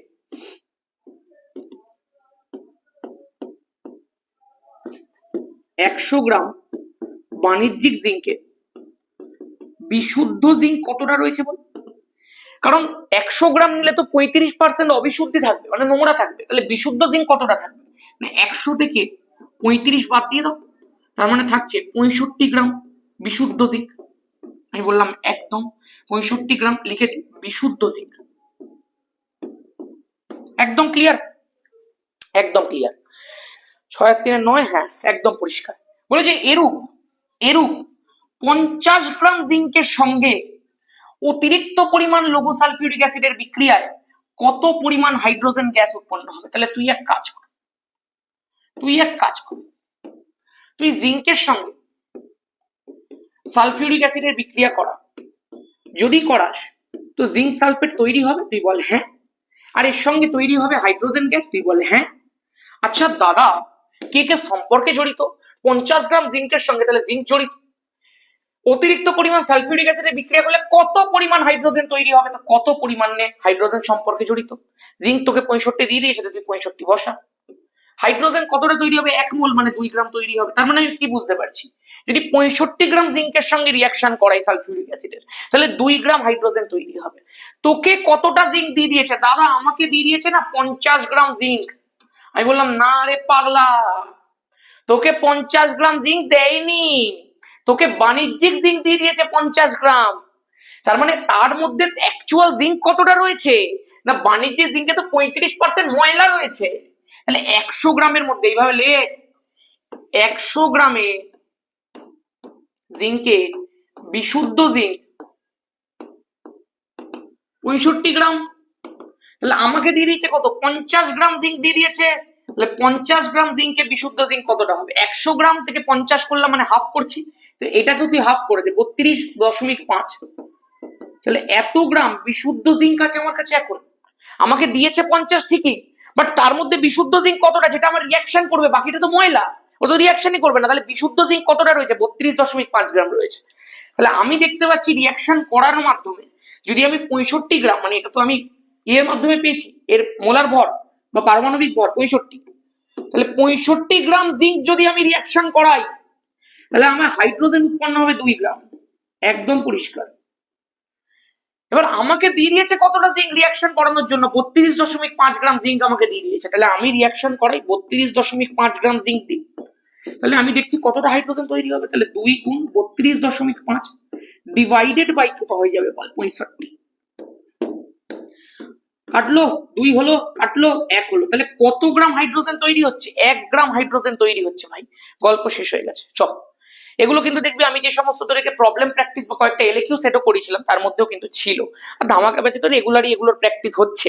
আমাদের এখন মক টেস্ট গুলো সলিউশন হচ্ছে। আমি তোকে একটা মক টেস্টের প্রশ্ন লাস্টে দিয়ে দিয়েছি, পাথ ফাইন্ডারের মক টেস্টের প্রশ্ন দিয়ে দিয়েছি।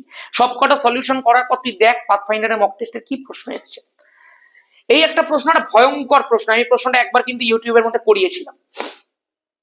বলছে 12.25 গ্রাম পটাশিয়াম ক্লোরাইডের বিয়োজনের ফলে যে পরিমাণ অক্সিজেন পাওয়া যায়, আমি না অঙ্কটাকে এদিকে রাখি তাহলে আমার সুবিধা হবে।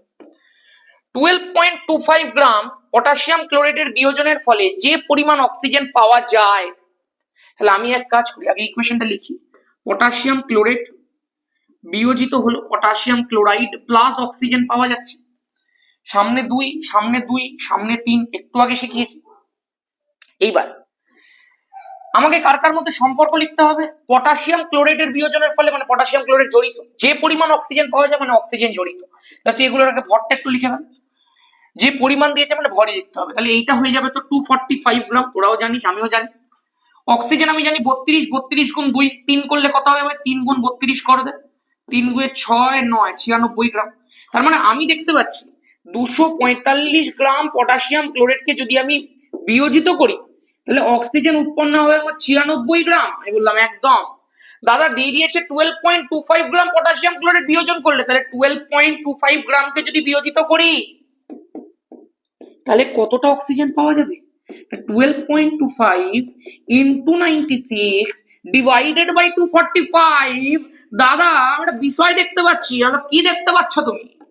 পয়েন্ট তোলো তো নিচে বসবে তোমার 100, এটা দিয়ে কাটলো তো 5 হচ্ছে গো। 5 5 25, 5 হাতে 2, 4 5 20 আর 2 22, 2 হাতে 2, 5 2 10 আর 2 12। আরে বাবা একদম ঠিক, এটা কাটলে 20, তুই হলি বুড়ি। এবার 48, 10, 24 আর বোকা 4.8, এত গ্রামই তো অক্সিজেন পাওয়া যাচ্ছে রে। তাই তো রে ভাই, কে পাশে করে চিল্লাচ্ছে অঙ্ক মিলে গেছে, অঙ্ক মিলে গেছে ভাই, মানে অন্য ঘর থেকে চিল্লাচ্ছে অন্য কারণে। চ এবার দেখ খেয়াল কর, এটা তোর অঙ্কটার সময় দুটো লাইন হয়েছে। তোকে বলেছে যে পরিমাণ অক্সিজেন পাওয়া যায়, কতটা পরিমাণ অক্সিজেন পাওয়া যাচ্ছে? 4.8 গ্রাম অক্সিজেন পাওয়া যাচ্ছে, রাইট? বলেছে যে পরিমাণ অক্সিজেন তুই পেলি তার সঙ্গে সম্পূর্ণরূপে বিক্রিয়া ঘটানোর জন্য প্রয়োজনীয় হাইড্রোজেন, মানে এবার হাইড্রোজেন আর অক্সিজেনের তোকে বিক্রিয়া করতে হবে। এবার দেখ নেক্সট বিক্রিয়া, হাইড্রোজেনের সাথে অক্সিজেনের বিক্রিয়া, কি উৎপন্ন হয়? পানি, পানি জল হয়েছে। আচ্ছা সামনে বসাবো 2, এখানে বসাবো 2। আমি দেখতে পাচ্ছি আমাকে বলেছে যতটা অক্সিজেন তৈরি হয়েছে, মানে অক্সিজেন তো প্রথমেই আমার সম্পর্কে আবদ্ধ, ততটা অক্সিজেন তৈরি করতে যতটা হাইড্রোজেনের প্রয়োজন, তাহলে হাইড্রোজেন আর অক্সিজেন আমার সম্পর্কে জড়িত। আমি দেখতে পাবো প্রথমেই হাইড্রোজেন 4টে আছে, তার মানে 4 গ্রাম, অক্সিজেন 2টো মানে 32 গ্রাম হয়েছে। তার মানে 32 গ্রাম অক্সিজেন তৈরি করার জন্য কতটা হাইড্রোজেন লাগে আমার? 4 গ্রাম হাইড্রোজেন লাগে। বলো হ্যাঁ। আমাকে কতটা অক্সিজেন তৈরি করতে হবে? 4.8 গ্রাম। তাহলে 4.8 গ্রাম অক্সিজেন তৈরি করার জন্য কতটা হাইড্রোজেন লাগবে আমাকে তো সেটাই বার করতে বলেছে। প্রয়োজনীয় হাইড্রোজেন কতটা হাইড্রোজেন লাগবে? তাহলে 4 ইন্টু 4.8 ডিভাইডেড বাই 32, গল্প শেষ। 4.8 এর পয়েন্ট তুললাম নিচে 10, 4 আসতে 32, 6 আসতে 48, 0.6 গ্রাম অ্যান্সার। তাহলে কতটা হাইড্রোজেনের প্রয়োজন হচ্ছে?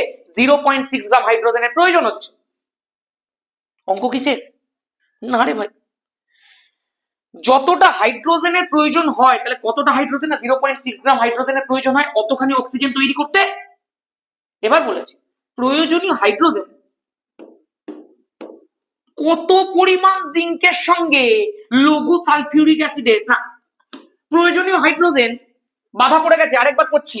প্রয়োজনীয় হাইড্রোজেন কত পরিমাণ জিঙ্কের সঙ্গে লঘু হাইড্রোক্লোরিক অ্যাসিডের বিক্রিয়ায় প্রস্তুত করা যাবে, মানে লাস্ট বিক্রিয়া যতখানি হাইড্রোজেন আমার বেরিয়েছে এতটা হাইড্রোজেন তৈরি করতে কতটা জিঙ্কের সঙ্গে লঘু হাইড্রোক্লোরিক অ্যাসিডের বিক্রিয়া প্রয়োজন। চল দেখি, বাচ্চা পেয়ে এত খাটিয়ে নিচ্ছিস, 3খানা রিয়াকশন তবে গিয়ে নাম্বার।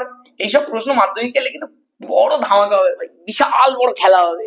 অর্ধেক ছেলে মেয়ে বেরিয়ে বলবে কিচ্ছু পারিনি আমরা। যারা যারা অ্যাডভেঞ্চার একাডেমির সাথে যুক্ত, যারা যারা ধামাকা ব্যাচে যুক্ত, তারা ধামাকা করে আসবে। Zn আর Cl হয়ে গেল, ZnCl2 প্লাস হাইড্রোজেন তৈরি হবে, একদম ক্লিয়ার। ব্যালেন্স করে দে ভাই, ব্যালেন্স হয়ে গেছে কমপ্লিট। বল কে কে সম্পর্কে জড়িত, কতটা জিঙ্ক প্রয়োজন? তো জিঙ্ক সম্পর্কে তো প্রথমেই জড়িয়ে গেছে। কিসের জন্য জড়িয়েছে? হাইড্রোজেন প্রস্তুত করবে বলে। তো হাইড্রোজেনটা তো সম্পর্কে আছে। আমি দেখতে পাচ্ছি জিঙ্কের সামনে 1, তার মানে 65। আরে 65 দিয়েছে না, 65.5 দিয়েছে রে ভাই। কোথায় রে অঙ্কটা, কোথায় রে? ওই 65 দিয়েছে, ঠিক আছে। এখানে হাইড্রোজেন হচ্ছে 2 গ্রাম, তার মানে 2 গ্রাম হাইড্রোজেন। এগুলো কিন্তু সব কথায় লিখবি। প্রস্তুত করতে গেলে জিঙ্ক লাগে কতটা? 65 গ্রাম, 65 গ্রাম জিঙ্ক লাগে। তাহলে দাদা আমার হাইড্রোজেন লাগবে কতটা? হাইড্রোজেন লাগবে 0.6 গ্রাম। তো 0.6 গ্রামের জন্য আমাকে খাটাচ্ছ। 0.6 গ্রাম হাইড্রোজেন প্রস্তুত করতে হলে কতটা জিঙ্ক লাগবে? না 65 গুণ 0.6 ডিভাইডেড বাই 2, 10 এলো। আচ্ছা 2 দিয়ে 6 কাটলে 3 হয়, 5 দিয়ে 2 হয়, 5 দিয়ে 13 হয়। 3 13 39 হয়। 39 ভাগ 2 করে দে, হয়ে গেল 19 2 38, 19.5 গ্রাম। ফাইনালি শেষ। তাহলে কতখানি জিঙ্ক প্রয়োজন? 19.5 গ্রাম জিঙ্কের প্রয়োজন এতটা হাইড্রোজেন তৈরি করার জন্য। আই হোপ আর কিছু নেই অঙ্কটায়, আর কিছু নেই। তাহলে ফাইনাল আনসার বেরিয়ে গেল। 3খানা অঙ্ক করার পর 19.5 গ্রাম। Very good. মাধ্যমিক 19-এর প্রশ্ন নিচে কমেন্ট করো অ্যান্সার বের করে। অ্যামোনিয়াম সালফেট, কস্টিক, পটাশ, হয় নিচে কমেন্ট করো। এগুলো সব এখন পারবি। অতিরিক্ত পরিমাণ অক্সিজেনে পড়ালে যে পরিমাণ, হ্যাঁ এগুলো সব পারবি এখন, সব নিচে কমেন্ট করো এগুলো। এটা আমাকে পাঠিয়েছে একজন, বলেছে এটা করে দিতে। 1 গ্রাম ম্যাগনেসিয়াম 1 গ্রাম সালফারকে অসম্পূর্ণরূপে বিক্রিয়া করানো হলো, কত গ্রাম ম্যাগনেসিয়াম সালফাইড উৎপন্ন হবে? এক্ষেত্রে কোন বিক্রিয়কটি শেষ হয়ে যাবে? এই প্রশ্নটা অ্যাকচুয়ালি ক্লাস 11 এর প্রশ্ন, যেটাকে লিমিটিং রিয়েজেন্টের প্রশ্ন বলা হয়। এটা ক্লাস 10 এর প্রশ্নই নয়। তাও আমি একটা ছোট্ট কনসেপ্ট তোদেরকে শিখিয়ে দিচ্ছি। শোন, যদি এই ধরনের প্রশ্ন বাই চান্স দিয়ে দেয় তখন আমি কি করতে পারি। বলেছে 1 গ্রাম ম্যাগনেসিয়াম 1 গ্রাম সালফারের সঙ্গে বিক্রিয়া করানো হচ্ছে, তাহলে ম্যাগনেসিয়ামের মোল বার করো। বল ভর কত দিয়ে দিয়েছে? 1 গ্রাম। ম্যাগনেসিয়ামের ক্ষেত্রে পারমাণবিক ভর কত? 24। তার মানে ম্যাগনেসিয়ামের মোল হচ্ছে 1/24। সালফারের মোল কত হবে বল? সালফারের মোল 1 গ্রাম সালফার তোকে দিয়ে দিয়েছে, সালফারের হচ্ছে 32। এবার তুই একটুখানি পোলাইটলি চিন্তা করে দেখ, দুজনেরই উপরে 1, একজনের নিচে 24, একজনের নিচে 32। কার নিচে বেশি? সালফারের নিচে বেশি। যার হরের ভ্যালু বেশি তার ওভারঅল ভ্যালুটা কম। যার হরের ভ্যালু বেশি তার ওভারঅল ভ্যালুটা তো কম। তাহলে কার মোল কম? সালফারের মোল কম দাদা। কার তুলনায়? ম্যাগনেসিয়ামের তুলনায়। তাহলে যার মোল কম হবে, চিন্তা করে দেখিস। ধর আমি বললাম ম্যাগনেসিয়াম নেওয়া হয়েছে 10 গ্রাম, সালফার নেওয়া হয়েছে 3 গ্রাম, তাহলে কে শেষ হয়ে যাবে?